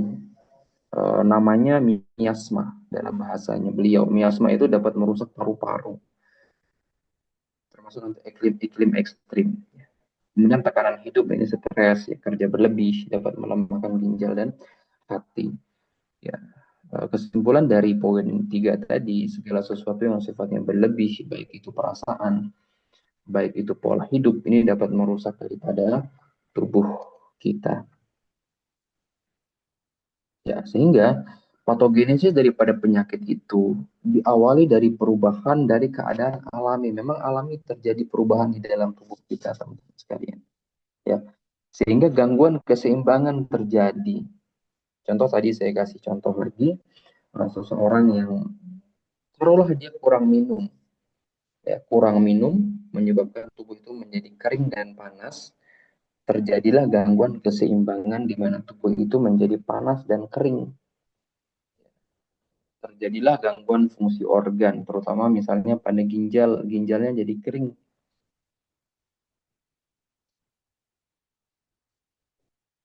Ginjalnya jadi kering. Apa tanda-tanda ginjal yang kering? Telinganya berdenging, matanya rabun, rambutnya rontok, tulangnya gampang dibunyikan. Ini ginjal-ginjal yang kering, teman-teman. Nah, dari ginjal yang kering maka muncullah gangguan psikis dan fisik. Ya. Fisik misalnya jadi skoliosis, jadi lordosis. Dari sisi psikis, karena ginjal ini adalah tempat akal bersemayam awal, maka orang-orang yang ginjalnya kering cenderung bad mood dan mood swing, ya. Gampang marah, gampang sedih, pengen balas dendaman. Nah, ini biasanya orang-orang yang ginjalnya kering. Jadi dari psikis pun kita bisa tahu kemana organ yang bermasalah. Nah, itulah yang disebut dengan manifestasi gejala. Gejala fisik, kulitnya kering misalnya, gejala psikis, orangnya gampang marah. Dari cara WhatsApp saja sudah tahu kita ini masalahnya di mana orangnya. Begitu. Nah, ini contoh saja teman-teman, manifestasi klinis itu bisa dilihat melalui warna kulit, ya. warna lidah, mata, denyut nadi, mimpi. Nah, ini juga saya notice teman-teman, mimpi itu dari kekurangan darah di jantung atau panas jantung berlebih, itu jadi mimpi nanti. Ada mimpi yang indah, ada mimpi yang menakutkan, itu nanti dari jantung yang lemah biasanya. Bau tubuh ini berhubungan dengan psikis dan kotornya hati secara organ, misalnya karena faktor kolesterol atau lipid begitu ya. Fatty liver itu nanti biasanya badannya ada bau. Bau mulut juga sama ya, bau mulut juga sama. Nanti ada hubungannya dengan psikis, bau kentut juga sama. Nanti ada diagnosa bau kentut nah gitu ya. Postur dan lain-lain. Ini nanti teman-teman pelajari dalam Wang Wen Uncit. Kemudian analisa daripada yin yang dan seterusnya seperti itu. Baiklah, sedikit lagi ya. Ya, untuk gambar ini teman-teman, untuk gambar ini tubuh kita itu terinfek oleh banyak faktor dari food nutrient dan 4 hal lainnya. Nah, 4 hal itu nanti dari ini dari spiritual kita, bagaimana cara kita mengolah hubungan kita dengan Tuhan kita Allah, bagaimana mengolah hubungan kita dengan diri kita sendiri. Nah, ini penting nih. Mungkin kita sudah bisa menjaga hubungan kita dengan Tuhan kita Allah, tetapi kita kadang-kadang tidak bisa menjaga hubungan kita dengan diri kita sendiri. Apa itu? Contoh misalnya, lapar tidak makan, haus tidak minum, malah nyarinya minuman segar-segar begitu ya. Ngantuk tidak tidur, kemudian menahan buang air kecil, menahan buang air besar, kepala yang berat karena darah yang bergejolak tidak dibekam, kemudian air mani yang sudah sampai ke ubun-ubun tetapi tidak dikeluarkan secara baik, ini juga menjadi masalah yang menandakan kita tidak aware dengan tubuh kita sendiri. Jadi disebutkan dalam kitab Tibbun Nabawi oleh Al-Imam Ibnu Qayyim al-Jauziyah rahimahullah. Kemudian emosional kita, bagaimana cara kita mengelola emosi kita, ya. Kemudian mental kita, bagaimana kita mempersepsikan dan meyakinkan diri kita terhadap sesuatu yang ada di luar tubuh kita. Mudahnya mental ini adalah bagaimana kita mengambil positif dari segala hal yang kita dapati. Ada orang mencaci kita, misalnya bagaimana cara kita mengambil hal positif dari itu, dan seterusnya seperti itu. Fisik, kemampuan kita menjaga fisik dengan intake nutrisi, gerakan, istirahat, dan tidak membebani tubuh kita di luar kemampuan kita. Nah, itulah nanti yang akan masuk ke dalam tubuh kita yang mempengaruhi jasad dan emosi kita. Lalu diproses oleh tubuh kita dan menyebabkan atau menimbulkan output apakah dia sakit, transisi, atau sehat. Transisi itu teman-teman antara sehat dan sakit. Dibilang sakit ya enggak, dibilang sehat juga enggak. Biasanya orang-orangnya itu uh, uh, apa ya, sering merasa kelelahan. Ini biasanya transisi antara sehat dan sakit. Baik, ini masih beberapa lagi nih teman-teman. Sebelum saya lanjutkan sampai di akhir, mungkin ada yang mau ditanyakan dulu supaya lebih enak ngobrolnya. Insya Allah sekitar 15 menit lagi aja ya, supaya nggak terlalu malam. Ada yang mau teman-teman tanyakan?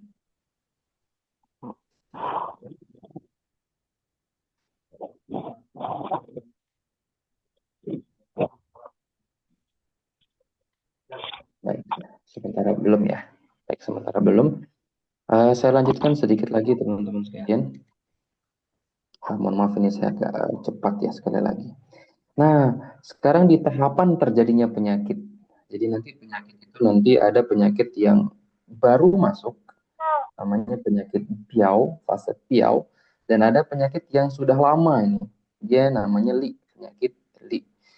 Piau itu biasanya masih ringan, mudah sembuh, itu masih di permukaan. Tetapi kalau sudah masuk ke dalam organ, ke dalam tubuh, ini biasanya cukup waktu untuk membenahinya. Hati-hati teman-teman sekalian, ketika penyakit baru muncul dan kita abaikan, ini biasanya akan masuk ke yang lebih dalam, akan mencederai organ tubuh kita. Nah, ini contoh juga kalau di sindromnya itu masih di luar, jadi sindrom itu adalah kondisi penyakit piau itu yang masih lokasinya di luar tubuh, seperti kulit, otot, dan saluran meridian superficial. Ini biasanya disebabkan oleh angin, feng, dingin, han, panas, re, dan lembab, si. Jadi ini dari faktor luar tadi ya teman-teman ya. Nah, diobatinya nanti dengan cara di sliding cupping guasa atau dengan minum jahe. Sliding cupping itu bekam seluncur, kemudian dengan guasa-guasa itu kerokan. Insya Allah nanti teman-teman yang mau ikut di kelas kita bahas nanti tentang guasa atau kerokan di beberapa penyakit insya Allah. Ini salah satu teknik yang paling sering saya pakai ini, guasa. Ya. Nah, gejala khas daripada penyakit yang masih di permukaan, teman-teman, yang masih di permukaan, itu demam dan menggigil bersamaan. Nah, demam menggigil bersamaan ini cenderung kondisi di mana imun kita, si pertahanan kalau dalam bahasa klasik, ini sedang melawan penyakit dari luar. Jadi di sini teman-teman harus dibantu dengan selimut, jangan kipasan ini. Kadang-kadang nyala kipasan ini ya. Hati-hati ya, demam dan menggigil. Ya. Jadi teman-teman, menggigil itu dalam konsep filosofi timur, menggigil itu cara tubuh untuk membentuk panas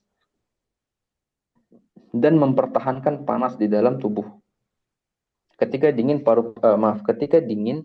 pori-pori kita tertutup, panas tidak bisa keluar. Menggigil itu membentuk panas baru untuk memperkuat panas alami tubuh, membakar dan mematangkan penyakit yang masuk. Jadi demam ini sebenarnya bagus banget. Sampai dikatakan oleh Al-Imam Ar-Razi, demam itu bisa menjadi obat yang lebih baik daripada obat apapun. Ya, jadi demam itu teman-teman jangan langsung dikasih penurun panas ya, jangan langsung minum sambiloto atau paracetamol, biarkan dulu. Kalau demamnya terlalu tinggi, misalnya masuk ke 38 sekian atau 39 ya baru silakan minum obat penurun demam. Tapi kalau masih stuck di 37, biarkan dulu. 2 hari, 3 hari juga nggak apa-apa. Ini bagus untuk membersihkan tubuh kita dari al-akhlaq, dari penyakit-penyakit yang tidak bisa diobati dengan obat pil dari medis maupun dari Tibbun Nabawi klasik. Nah, panas tubuh itu memang dibentuk khusus dari sistem yang Allah sudah buat. Jadi jangan langsung dihilangkan. Kemudian sakit kepala disertai dengan pegal otot dan nyeri leher atau nyeri pundak. Ini juga masih luar sifatnya. Hidung tersumbat juga demikian. Kemudian tidak berkeringat. Ini kebetulan juga dapat kasus. Ini sudah lama tidak berkeringat, teman-teman sekalian. Ya, ini cenderung tipenya angin dingin. Ya, tipenya angin dingin. Obatnya teman-teman sederhana. Teman bisa batu soda misalnya ya, atau huangqi, kalau saya pakainya huangqi dari astragalus root, ini bisa untuk memperkuat qi tubuh. Kemudian sedikit berkeringat ini pada tipe angin panas. Ya, kemudian berikutnya kalau sindromnya itu di dalam, berarti dia telah menyerang organ tubuh kita, merusak darah atau mencederai darah, cairan tubuh, usus, dan sistem energi di dalam. Jadi bagian penyakit dalam ini dia sudah mengotak-atik organ kita. Contoh misalnya pada kasus pneumonia atau pada kasus TBC oleh sebab tuberkulosa begitu ya. Dia sudah masuk ke paru-paru nih. Ketika dia memiliki tempat dan suhunya sesuai dengan yang dibutuhkan oleh bakteri itu, maka bakteri itu akan berkembang pesat di sana. Dia akan merusak organ paru-paru itu. Penyebab utamanya juga, menurut klasik ini dari faktor eksternal yang menembus ke dalam lebih jauh.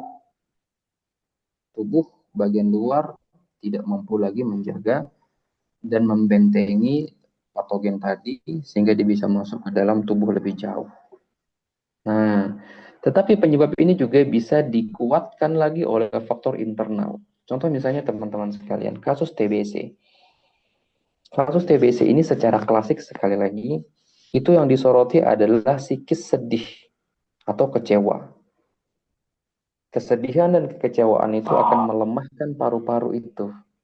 Sehingga nuansa dari paru-paru itu menjadi panas lembab atau panas dan kering.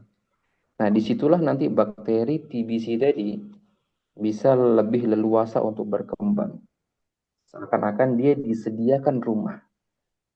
Sehingga dalam filosofi timur, bagaimana cara kita untuk menyeimbangkan tubuh kita, tidak memberikan peluang kepada bakteri, virus untuk masuk ke dalam tubuh kita. Dengan cara bagaimana menyeimbangkan panas dan dingin di dalam tubuh kita. Paling mudah itu sebenarnya dengan cara memperbaiki pola makan, teman-teman sekalian. Sehingga dikatakan dalam klasik itu amharul atibba alladzina yu'alijuna bit-ta'am. Tabib yang paling hebat adalah mereka yang menyembuhkan dengan pola makan dulu. Al-Imam Ibn Al-Qayyim membuat 3 derajat pengobatan. Makanan dulu, obat baru fisik. Jadi kalau makanan tidak bisa memberikan kesembuhan, baru ke obat, baru ke fisik. Jadi fisik itu terakhir, teman-teman sekalian. Ya. Ini beberapa gejala seperti tidak ada menggigil di permukaan, tapi panas tinggi. Jadi badannya itu panas, panas banget. Disertai dengan haus dan gelisah. Jadi kalau ada orang demam sampai gelisah, ini berarti sudah panasnya over. Panasnya sudah over. Ini mandi nggak boleh. Di sebagian praktisi itu mengambil hadis Nabi Shallallahu Alaihi Wasallam mengobati demam dengan mandi. Pada kasus seperti ini nggak boleh mandi. Jangan mandi dulu begitu ya. Kemudian perubahan pada intensitas buang air besar. Sering terjadi konstipasi dan diare. Ini juga sudah masuk ke organ. Sering sakit perut disertai dengan nyeri dada atau batuk dalam. Ini juga sudah masuk ke organ. Lidah kering, nah di dalam ini lidah kering ini biasanya kering ya, secara anatomi dia sudah kering juga pecah-pecah. Ini biasanya sudah masuk ke organ, ini sudah masalah ke banyak organ di dalam tubuh seseorang. Baik, ini sekedar contoh saja. Ya, nanti teman-teman bisa baca, yang mau PDF-nya nanti boleh wapri aja nggak apa-apa. Ada yang mau ditanyakan mungkin ya teman-teman ya. Insya Allah sekitar ya bolehlah 10 menit lagi kita habis dalam 1 jam setengah berarti.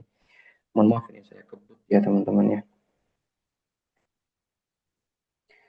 Tadi sempat bilang pankreas merupakan kembaran, maaf kembaran apa ya?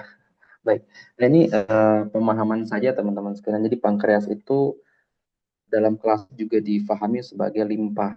Ya, jadi pankreas dengan limpa itu secara uh, general fungsi dia mirip meskipun organnya berbeda. Ini secara klasik teman-teman, walaupun di medis nanti berbeda. Pankreas punya peran di gula dan insulin. Kalau limpa ini sebagian dari imun tubuh kita begitu ya. Kalau nggak salah pankreas dan hati bagaikan saudara kembar, boleh difahami demikian. Karena memang kasus-kasus yang terjadi pada pankreas itu sering disebabkan karena liver, karena hati. Sering disebabkan karena hati. Baik. Ada yang bertanya lagi mungkin? Untuk ginjal kering bagaimana solusinya? Baik, ginjal kering ini ada beberapa ya saran yang teman-teman bisa gunakan itu. Misalnya cincau, ya, kemudian apalagi ya, labu kuning ya juga bisa untuk ginjal yang kering. Yang pastinya banyak minum ya, banyak minum air putih. Dan pahami juga bahwa ginjal kering itu satu dari unsur jiwa liver. Banyak keinginan misalnya, atau orangnya keras, suka gebrak-gebrak. Ini ya sebagian manusia seperti itu, cuma nanti arahnya ke ginjalnya jadi melemah dia. Dan hati-hati pada herbal-herbal yang sifatnya panas, teman-teman, yang untuk ginjal yang kering ini. seperti misalnya penggunaan soda dalam jangka waktu panjang, minum madu tiap hari juga tidak diperkenankan. Ya, nah, untuk kasus ginjal yang panas kering seperti itu. Assalamualaikum, izin tanya tentang sel yang berubah menjadi sel abnormal ini kanker ya. Ini dari medis kita sebutnya dengan sel yang abnormal. Ya, dia sangat suka dengan glukosa. Kalau teman-teman nanti lihat antara sel abnormal dengan sel yang normal itu, boleh kita katakan mulutnya itu banyak sel abnormal. Jadi dia rakus sekali dengan glukosa, suka dengan gula. Ini ditarik dalam kondisi psikologi teman-teman. Orang yang banyak ngomong, mohon maaf sekali, orang yang banyak omong cenderung punya resiko kanker yang lebih besar. Saya nggak tahu ini belum ada penelitiannya, mungkin belum ada penelitiannya, cuman dari sisi pemahaman psikologi klasik itu ada hubungannya. Kemudian juga abnormal ini biasanya disebabkan karena psikis seseorang. Nah, psikis itu nanti bisa banyak hal sebagaimana tadi disebutkan di slide kita, bisa marah yang dipendam, sedih yang dibiarkan, takut yang dipelihara, kecewa yang disimpan dan seterusnya. Ini bisa menyebabkan sel-sel itu abnormal. Dan juga yang tidak kalah pentingnya teman-teman dari faktor makanan ya, makanan-makanan yang terlalu beragam ya, yang sifatnya 5P yang ada pengawet, pengembang dan seterusnya itu juga punya peran penting terhadap terbentuknya sel yang abnormal. Ya, maka uh, salah satu obat untuk sel abnormal itu, cancer itu teman-teman ada kalau tidak salah namanya, mohon izin teman-teman dokter nanti bisa diluruskan, ada namanya obat anti PDL1. Saya lupa apa namanya arti dari itu, tapi dia mencoba untuk membuka topeng daripada sel-sel tadi sehingga keabnormalan itu bisa dirilis. Ini dunia kedokteran, masya Allah dalam hal ini. Ya, itu kira-kira tentang sel abnormal. Jadi perbaiki pikirannya, kemudian hidup sehat, insya Allah nanti bisa normal lagi. Sampai mana tadi ya? Ini jadi banyak banget nih pertanyaannya masuk nih.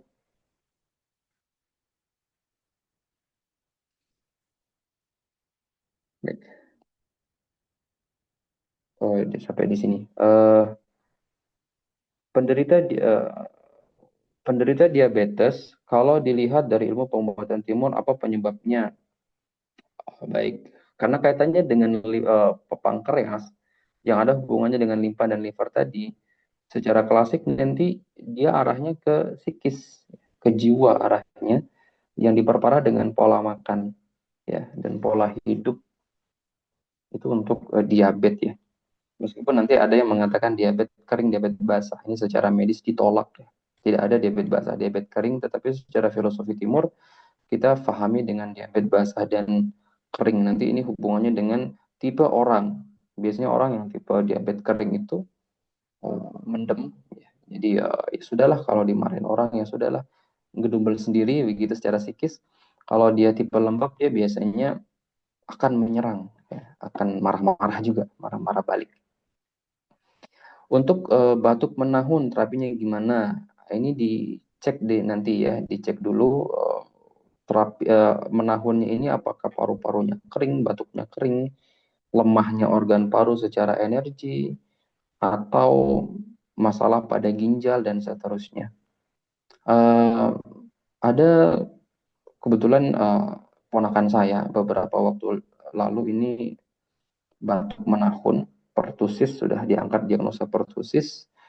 Itu ternyata masalahnya bukan di paru-paru, teman-teman. Secara pengamatan klasik itu masalahnya ada di ginjal. Ginjal yang terakumulasi kelembaban yang sifatnya panas, sehingga panas itu didorong oleh ginjal ke paru-paru untuk dibatukkan. Ya, jadi paru-parunya jadi lemah, jadi letih. Terapinya nggak menyentuh paru-paru, kita sentuh ginjalnya, kita perbaiki limpanya. Alhamdulillah sekarang sudah normal kembali. Butuh waktu sekitar 2 pekan karena masih bayi usia berapa ya? Ponakan saya itu mungkin usia baru 5 bulan mungkin ya. Saya lupa. Ya, kira-kira seperti itu. Nanti mengikuti pola dari batuknya saja. Izin tanya untuk ISK dari pengobatan timur seperti apa? ISK itu kan panas ya. Ada sensasi panas di area eh, mohon maaf kemaluan seperti itu. Dari sisi klasik ini nanti arahnya dari panasnya liver, dari panasnya organ hati, baik karena unsur jiwa tadi, ya mungkin marah-marah, ya suka marah-marah, dan dari makanan-makanan yang sifatnya panas, lembab atau panas kering. Contohnya apa? Panas lembab. Mohon maaf, sayur yang dipanaskan berulang, mie instan itu panas lembab teman-teman sekalian. Dan makanan yang dikeringkan, contohnya misalnya eh, mohon maaf bon cabe ya, kemudian ada apa sih ya dendeng ya, kemudian kerupuk-kerupuk itu juga bisa menyebabkan masalah pada ISK.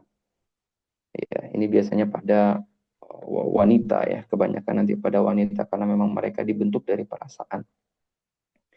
Ini dari sisi klasik ya. Bismillah, izin tanya bagaimana dengan kasus tiba-tiba bangun tidur subuh, pipi bagian kiri bengkak, bagian jalur getah bening bengkak dan keras menyut, keras keras menyut ya. Apa ini? Itu sebabnya dan solusinya bagaimana? Apa nih pipi sebelah pipi bagian kiri. Nanti pipi itu kaitannya dengan paru-paru ya teman-teman ya. Nanti dilihat juga matanya ini. Kalau matanya ikut bengkak berarti ada racun di hati. Yang hati nggak bisa buang dia. Dia mau minta paru-paru sebenarnya, maka dia bengkaknya ada di pipi. Ini kita masih bias ini arahnya ke mana. Tapi ini coba untuk relaksasi di pagi hari dan sore hari dulu ya. Dan nanti perbaiki juga pola makannya. Eh, izin bertanya, bolehkah kita minum air es di malam hari dalam kondisi cuaca panas? Baik, saya coba kasih secara keilmuan saja ya teman-teman ya. Eh, es ini masih boleh sebenarnya diminum, walaupun saya sendiri sangat jarang sekali minum es, karena es itu, es biasa ya, es ini agak kurang disukai oleh jantung, liver, dan ginjal kita. Es, ya. Bahkan salah satu nasihat dari guru kami, Syekh Muqbil, rahimahullah, es-esan itu dapat menciderai kepala. Saya coba cari di literatur klasik, memang arahnya ke situ nanti ya. Ada kisahnya. Kalau boleh saran nanti teman-teman kalau cuaca yang sangat panas, minum air yang segar saja. Kalau mau diberikan es, berikan beberapa butir es saja, jangan terlalu dingin. Ini nggak bagus. Assalamualaikum warahmatullahi wabarakatuh. Kalau suara serak tidak kuat bicara terlalu lama, kasus pita suara tidak normal, apa solusinya? Ini arahnya ke lemah paru ya. Ini bisa genetik sebenarnya. Namun kita belum tahu ini arahnya genetik atau bukan. Coba konsumsi labu, maaf, lobak putih. Kemudian bisa kuatkan paru-paru ini dengan olah nafas, belajar nafas dengan nafas paru, dan juga coba buat jus apa namanya, jus pir ya, jus buah pir. Itu boleh diberikan beberapa lembar daun bidara, berikan sedikit madu. Mudah-mudahan ada manfaatnya ya. Untuk mengeluarkan lendir di paru-paru gimana? Nah ini sering nih ditanyakan nih. Ya. Sampai ada yang gurah ya. Kalau saya kasih huangci teman-teman. Huangci. Ini saya tuliskan ya. Huangci. Nah, huangci ini untuk menguatkan energi paru-paru dan limpa. Nanti insya Allah akan bersih sendiri. Baik. Kalau masih ada pertanyaan ini ya. Eh, mana sampai mana tadi? Oh, baik. Saya coba jawab dulu ya teman-teman sebentar. Bagaimana solusinya jika sudah terlanjur vaksin corona? Oh, ini Masya Allah nih. Mohon izin ya teman-teman ngapunten, teman-teman dokter dan sejawat perawat yang lainnya secara klasik. Vaksin ini membuat darah kita kental. Mohon izin ya. Vaksin membuat darah kita kental sehingga terkadang di beberapa orang itu cenderung menjadi mudah sakit. Mohon maaf ya, mohon maaf. Sehingga saran dari saya tetap cukup banyak minum air putih dan hati-hati dengan makanan-makanan. yang sifatnya lembab, yang kalau dikunyah itu alot, dan makanan-makanan yang kalau teman-teman bangun tidur gigi itu banyak tai giginya, mohon maaf. Itu biasanya kelembaban yang limpa nggak mampu mengolahnya kembali. Ya, kemudian teman-teman bisa cek makanan lembab itu dari dua hal. Kalau dia busuk, dia berlendir sekali. Contohnya apa misalnya apa namanya melon, ya, melon, nangka, kemudian durian itu kalau dia busuk itu kan dia berlendir tuh lengket. Nah itu nggak boleh dikonsumsi terkhusus ya untuk teman-teman yang sering sakit saat ini. Bukan salah vaksinnya teman-teman, ada manfaat dari vaksin itu, manfaatnya besar, penelitiannya sudah diakui itu ya. Tetapi bagi sebahagian orang dalam sudut pandang klasik yang memiliki lemah limpa, darah kental biasanya akan mudah tumbang, mudah-mudah sakit. Nanti perlu cara penanganan tersendiri. Rajin olahraga juga ya teman-teman, tapi nggak boleh terlalu over juga. Apalagi sampai gym ya jangan ya. Untuk sering nyeri pundak atau kepala pusing apa biasa sembuh dengan pola makan saja? Bisa insya Allah. Bisa insya Allah. Tapi ini kalau bisa ditambah dengan cium lutut misalnya atau sering-sering dikerokin di bagian pundak atau kepala. Nanti dalam mikrosistem klasik, kepala ini berhubungan dengan lambung, juga berhubungan dengan coccygeus, hingga apa namanya, bokong, dan pundak ini nanti arahnya ke usus besar. Jadi masalah pada pundak itu biasanya pencernaannya bermasalah. Masalah di kepala biasanya jarang gerak di area pinggul. Ya, nanti silakan teman-teman bisa berolahraga dan pastikan BAB-nya lancar. Ini masih banyak nih pertanyaannya nih, Masya Allah. Eh, saya khawatir mengambil waktu yang banyak untuk teman-teman yang mungkin di Wita ya. Jadi mungkin teman-teman saya mohon izin untuk saya cukupkan dulu, nanti yang belum terjawab nanti teman-teman bisa up di grup atau mungkin bisa wapri ya. Ini masih banyak nih yang belum terjawab, Masya Allah. Ya, mungkin itu teman-teman yang bisa saya sampaikan. Sekali lagi saya mohon maaf atas pertanyaan-pertanyaan yang mungkin belum bisa terjawab. Semoga ada jawaban yang bisa mewakili daripada pertanyaan dari teman-teman semua. Ini sekilas dari keilmuan patologi klasik di mana kita akan melihat penyakit itu menyerang dan merubah keseimbangan tubuh kita, di mana penyakit itu akan mengganggu unsur di dalam tubuh kita, dan semua kita punya unsur itu teman-teman sekalian. Kita punya air di dalam tubuh kita punya tanah di dalam tubuh kita juga punya udara, kita juga punya api. Api diwakili oleh jantung, udara diwakili oleh paru-paru, tanah diwakili oleh lambung kita, dan air diwakili oleh ginjal kita. Dan semuanya akan berjalan secara harmoni. Ketika salah satunya kurang, maka penyakit akan segera muncul. Maka ketahuilah ketahuilah tanda penyakit itu sebelum penyakit itu benar-benar hadir di hadapan kita. Dan teknik-teknik itu teman-teman sekalian sejatinya akan digunakan setelah kita melakukan sebuah anamnesa, baik itu anamnesa jangka pendek maupun anamnesa jangka panjang. Seperti misalnya guasa, kemudian ada meridian massage yang insya Allah akan kita coba bahas lebih jauh pada beberapa kasus penyakit di pekan depan. Insya Allah teman-teman yang mau ikutan boleh nanti bisa menghubungi admin mungkin seperti itu ya. Dan itu teman-teman mungkin yang bisa saya sampaikan pada malam hari ini. Kurang lebihnya saya mohon dimaafkan. Segala yang benar itu datang dari Allah Subhanahu wa taala dan kesuciannya. Dan yang kurang itu datang dari kebodohan saya, dan saya akan terus belajar untuk itu. Demikian teman-teman sekalian, kita tutup dengan doa kafaratul majelis. Subhanakallahumma bihamdika asyhadu an la ilaha illa anta astaghfiruka wa atubu ilaik. Wassalamualaikum warahmatullahi wabarakatuh. Waalaikumsalam. Waalaikumsalam Ustaz. warahmatullahi wabarakatuh. Jazakumullah khairan. Allah Ustaz.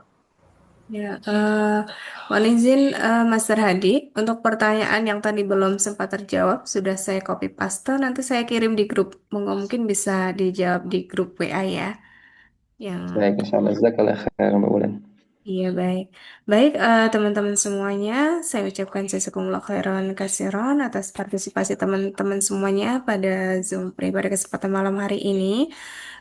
Sedikit informasi ya teman-teman ya, bagi teman-teman yang ingin melanjut kelas di yang tadi sudah disampaikan Master Hadi ya, insya Allah nanti kelasnya tanggal 21, 22, silakan nanti bisa menghubungi saya.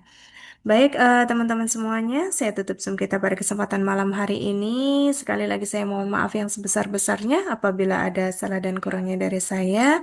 Saya tutup Zoom kita. Wabillahi taufiq wal hidayah. Wassalamualaikum warahmatullahi wabarakatuh. Waalaikumsalam warahmatullahi wabarakatuh.